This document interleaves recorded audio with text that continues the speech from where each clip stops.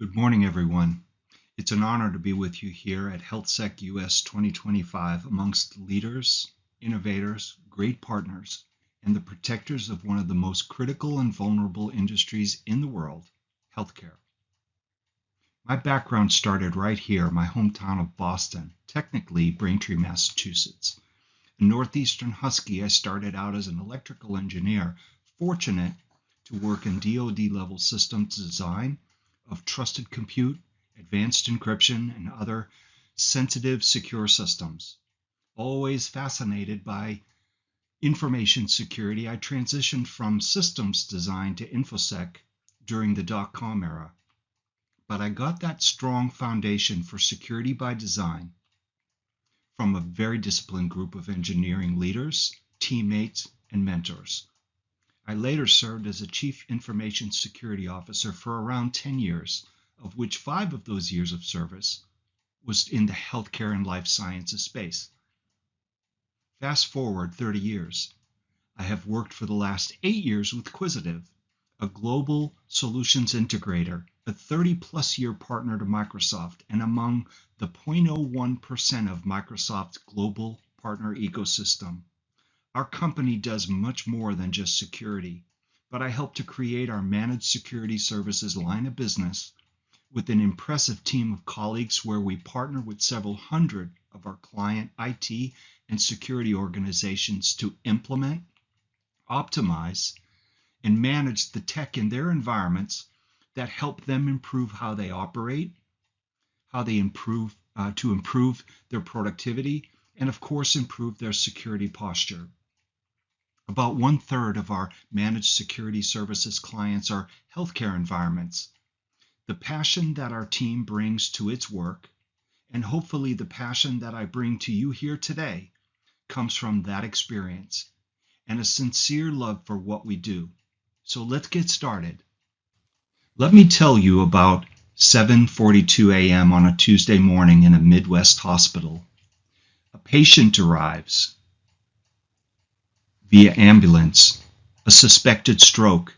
Every second matters. The stroke team is prepared, but as the radiology tech logs in to pull up the prior scans, nothing loads. The PACS system is down. IT gets called. Their EHR unreachable. Across the network, clinicians are flying blind. What happened? A ransomware attack. Access to imaging, labs, prescriptions, all locked behind an untraceable Bitcoin demand. They stabilized the patient, but couldn't access her history. The clock ticked. Life-saving decisions were made with partial information because at that very moment, the hospital didn't just lose data, it lost time, it lost control, it lost trust, and it lost confidence, and maybe something even more, a life. This isn't fictional, this actually happened, and it is happening across the entirety of our healthcare system. And it's why today we're not going to talk just about compliance. We're going to talk about resilience. It's about being ready for that moment. This visualization clearly shows how both the frequency and financial impact of breaches has escalated, with 2025 continuing the trend just within the first quarter. Let's not sugarcoat it. Security in healthcare is under siege. In the first quarter of 2025 alone, over 160 hacking-related data breaches have been reported, exposing more than 5.6 million patient records. And we're just getting started. And presently, at the halfway point of the year, we've seen around 20 million patient records affected, all due to hacking-related incidents. And if you think about it, the first quarter of 2025 were nearly the same as 10 years ago in 2015. These are not just numbers. Their lives, their families, their trust, all jeopardized by digital exploitation. Imagine being in the ER at Frederick Healthcare during that breach. Systems were down, data inaccessible, lives at stake. Resilience isn't theoretical, it's operational survival. 2024 was a sobering year. Last year, 2024, was the most devastating year on record since when we started keeping records about breaches on the infamous Wall of Shame. That's the USS Health and Human Services breach report. 457 major breaches, 276 million individuals affected. 276 million. Let that sink in. That's nearly every adult in the US exposed. And it was a year where the highest ever enforcement fines were levied, 145 million in OCR penalties. And there are still a large percentage of these breaches still under investigation, still subject to class actions and fines and litigation. This wasn't just a spike. This is a signal that compliance alone is no longer enough. 2024 wasn't just bad, it was a turning point. The breaches were larger, faster, more coordinated than ever. Each breach is a lesson we can no longer afford to ignore. For years, we've measured security by how well we adhere to the frameworks HIPAA, NIST, HITRUST, and so on. But we now face adversaries who don't care about our checklists. They exploit our weakest link. They capitalize on third-party vulnerabilities and weaponize latency in detection. And while we all contemplate the uses of AI in our business environments, and it's very important to do so, bad actors have had a 5-year head start on us with nothing to lose. To leverage some of the most sophisticated AI usage to target our healthcare systems, some of the ransom, some for the patient data. Compliance gets you through an audit. Resilience is what gets you through a breach. So today I want to shift that narrative. I want to shift the conversation from compliance to resilience, from asking, are we secure, to are we ready? Because resilience means survival. It means adopting an ecosystem mindset. It means real-time detection. It means adaptive response and continuous risk validation, not just once a year, not just post-breach, but always on. Cyber resilience in healthcare is not a destination. It's not a journey either. It's a discipline, one that blends technology, culture, and leadership. And it starts with the hard truths, which we'll explore here together. So let's change the status quo. Let's build resilient systems. Let's move and talk beyond compliance because the stakes have never been higher. So let's jump right in. Compliance is a floor, not a ceiling. If you think about that, the baseline.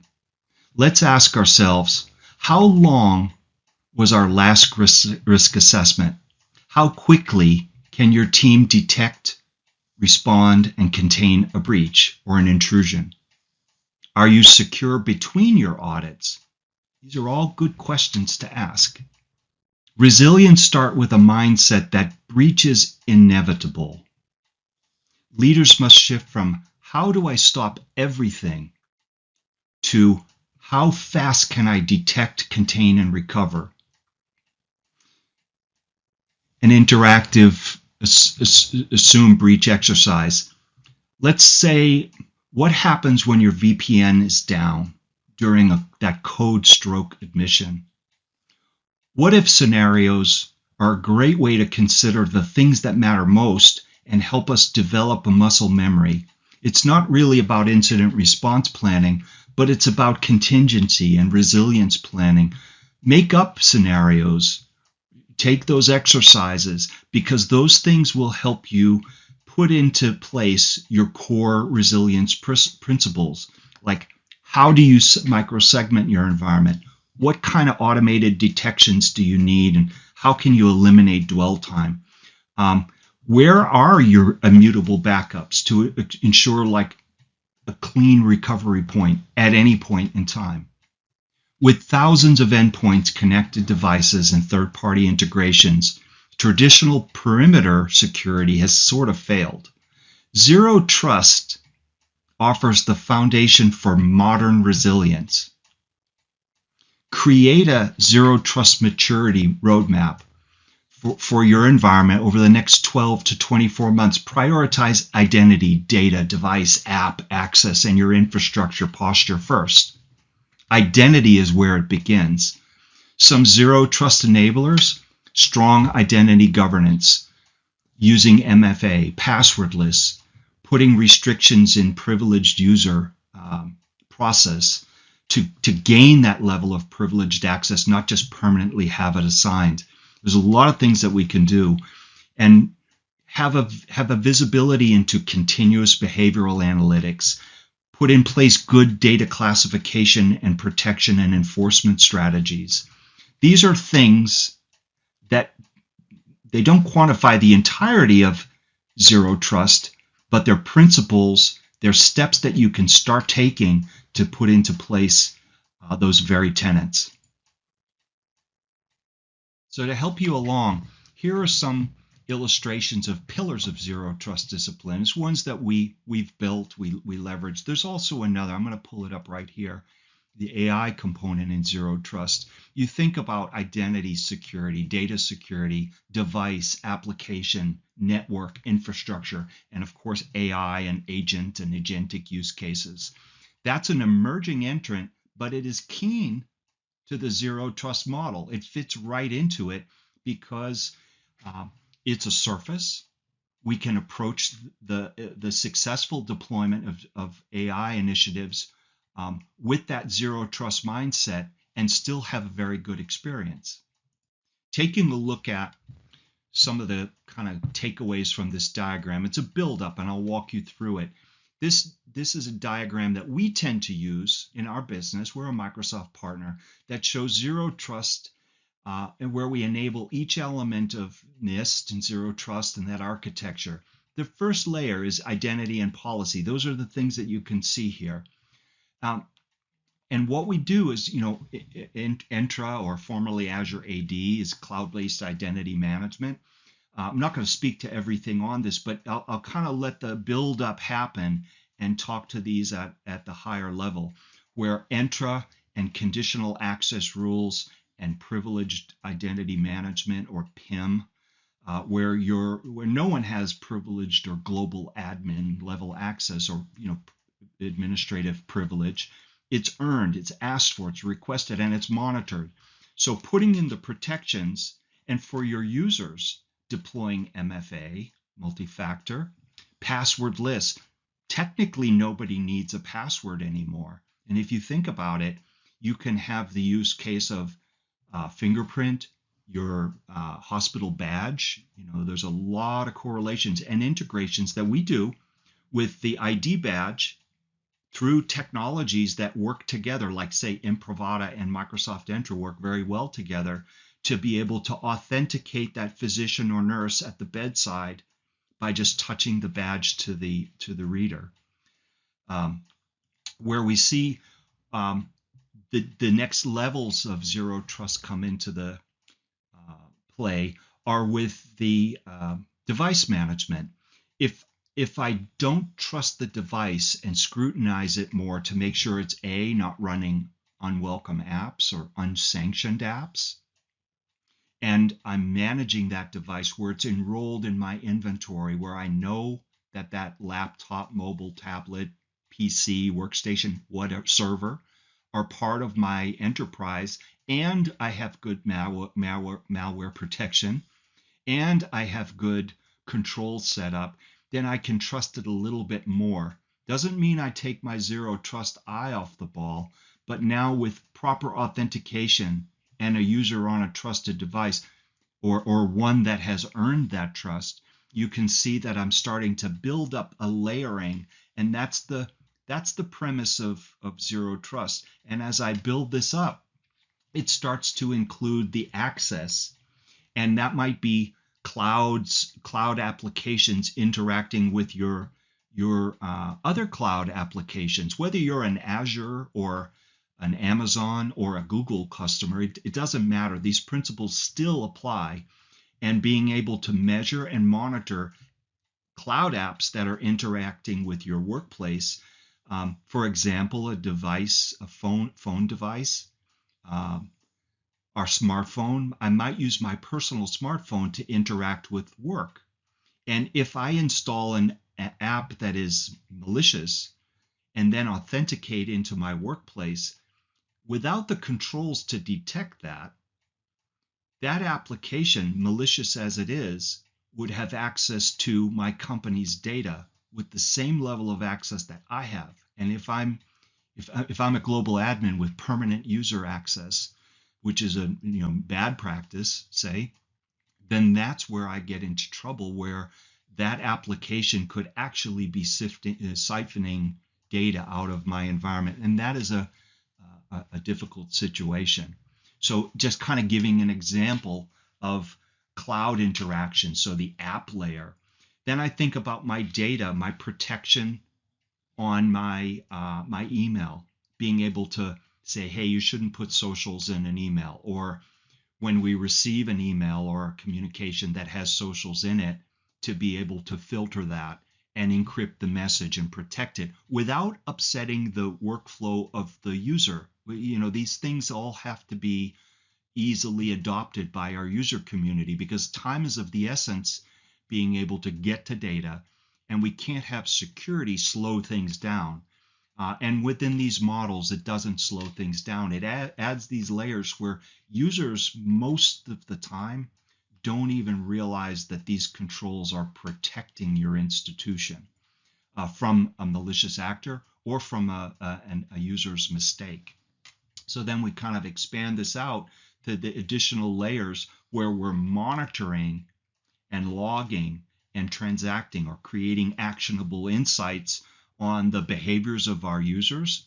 Ed in HR copying a spreadsheet into his personal Dropbox because the email restricted the sizing. Practical examples of what happens everywhere all the time. And those are things that we need to move away from.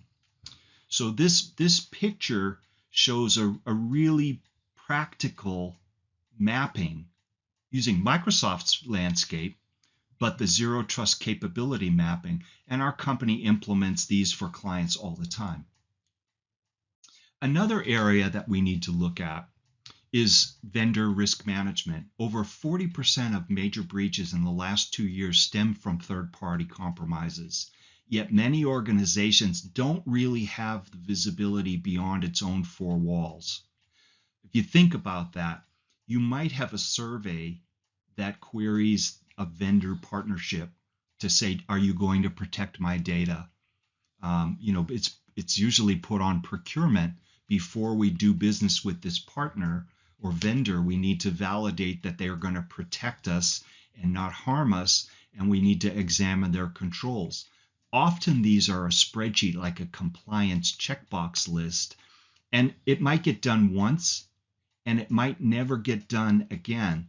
What needs to happen is we need to think of a live inventory of all of our vendors, especially those who have EPHI or PHI access, protected health information access.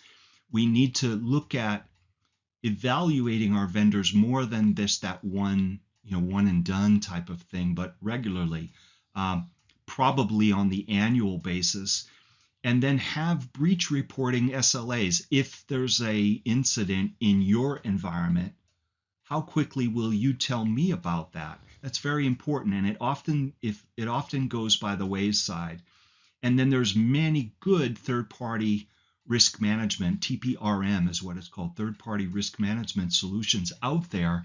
And if you can't afford something like that, having a question and answer survey that you give to your vendors is still better than not having that process. There's a lot of labor involved in populating that, both from your standpoint as well as your vendor, but it's an area that needs attention. and it's an opportunity for you to close those potential gaps by evaluating and scrutinizing vendors, a little bit more relative to the IT and cybersecurity risk. Phishing remains the number one breach vector. Resilience comes from not just technology, but from habitual human vigilance. In healthcare in the United States, 90% of all breaches were identified as having been initiated by some form of a phishing scheme. 90%. Think about that. Clearly, our personnel are at the front line for security. We've all said it, security is a team sport. Building cyber resilience isn't about adding new tools. It's about asking better questions. What happens when that VPN goes down during the stroke admission? How quickly can we shut down a rogue actor or a rogue device in an ICU subnet? Who's authorized to make decisions in the first 5 minutes of a breach? Our compliance audit was satisfied by a survey-driven evaluation, but have we looked at the technology settings to validate that they're actually working correctly? A call to action. If you don't know the answers to these questions, now's the time to change things. Now let's talk about identity personas. In modern healthcare IT, security, speed, and productivity must all coexist. You can't afford to block access entirely, but you also can't afford unrestricted access. That's where identity personas and role-based identity groups come into play. Remember, in a zero-trust world, access decisions are made at the identity level, not at the firewall level. Job titles don't often tell what someone actually does or what access they need. So instead of assigning access by department or title, let's think and define personas based on application usage patterns, device types, locations, data sensitivity required. Think about this. A radiology tech and a cardiologist may both work in the same department, but they may need access to vastly different data systems and tools.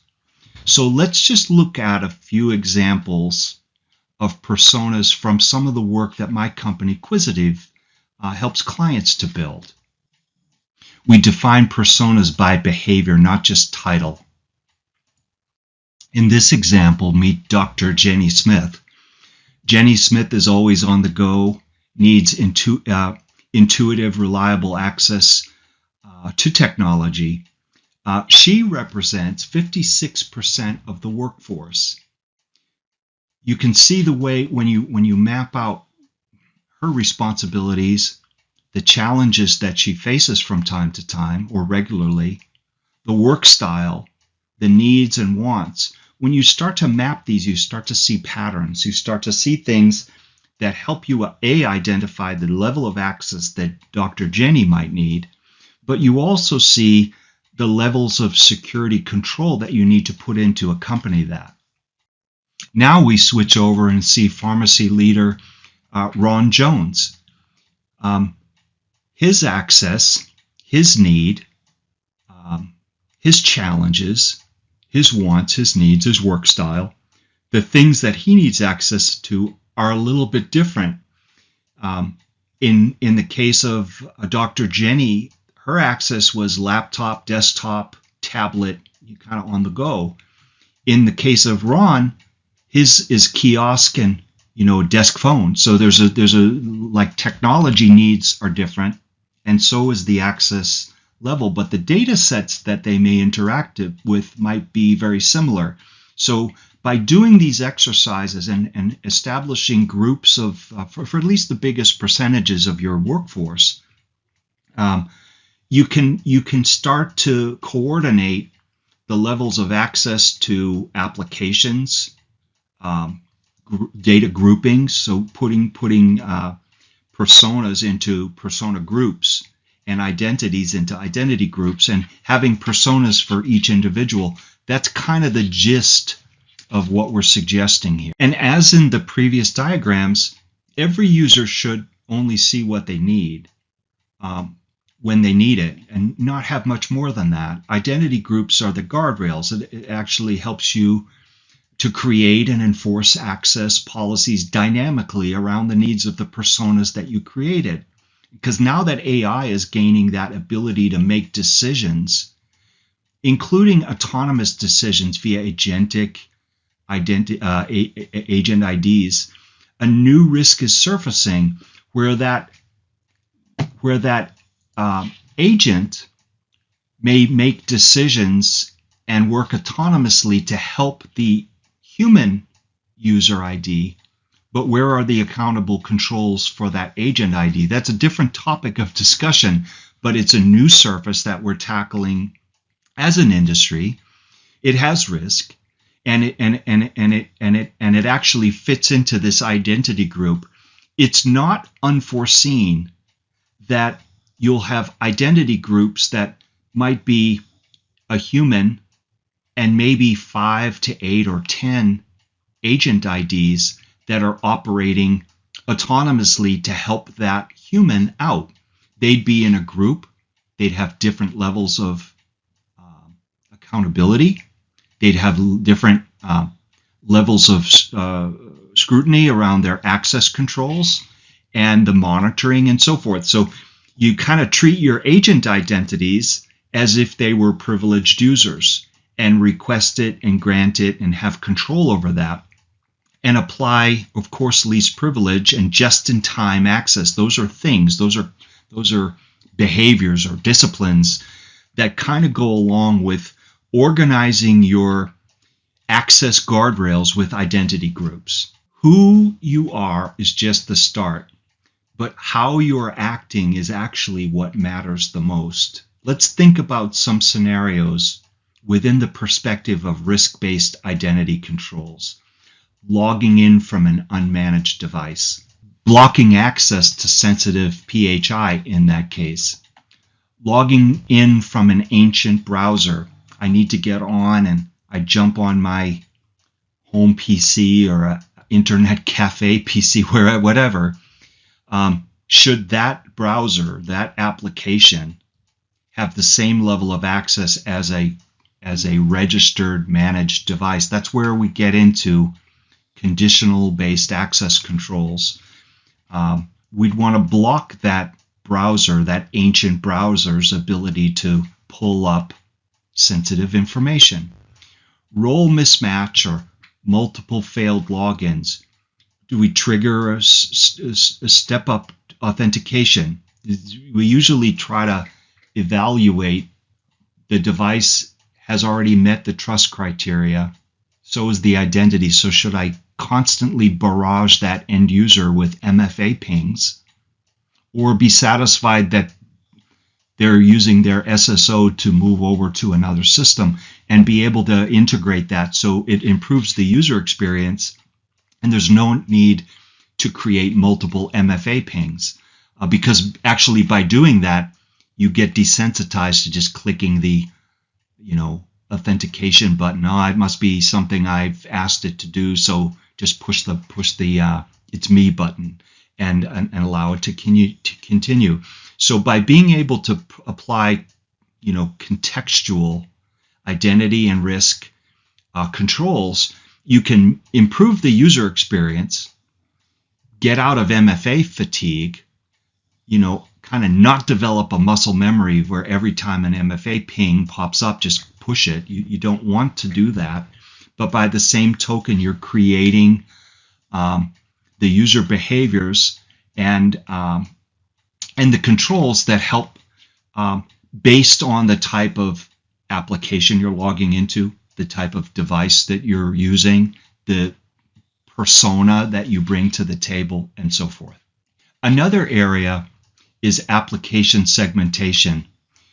Users shouldn't trust, applications shouldn't just trust users because they're on the network. This is along the lines of risk-based conditional access rules as well.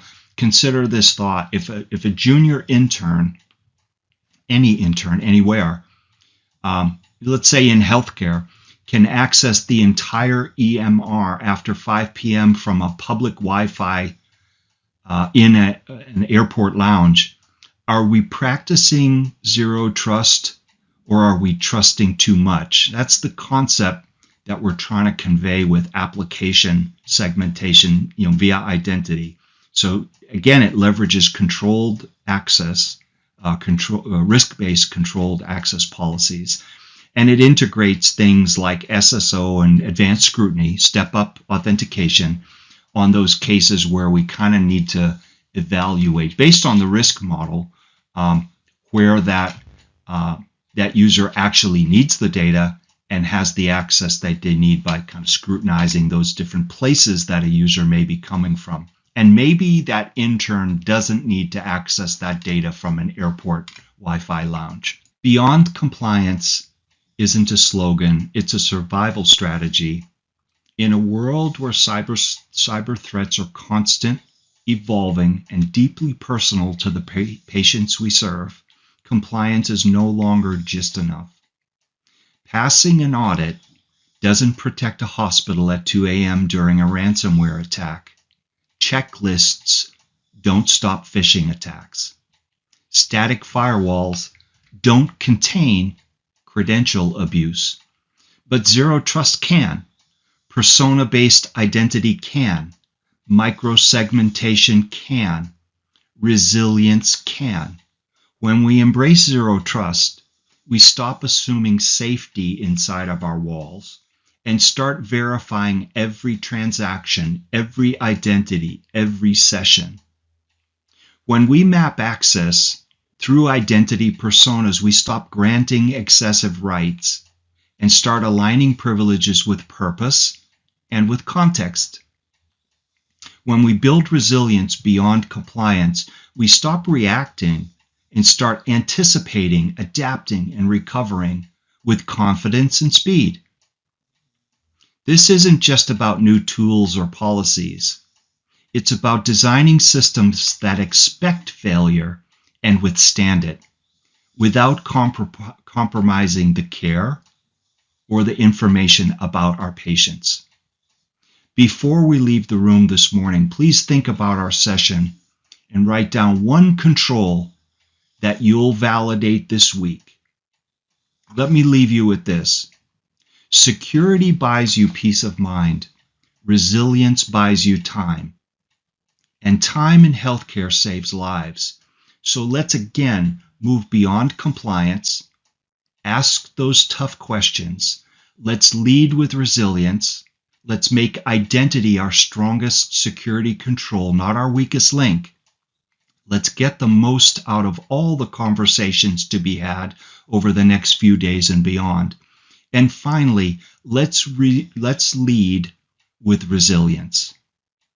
Thank you. I hope you've enjoyed this session. My name, my email address, my LinkedIn connections are there. If you have any feedback or questions or would like to talk further, I'm always happy to engage. So please go ahead and take contact info and don't hesitate to reach out to me. I appreciate your time.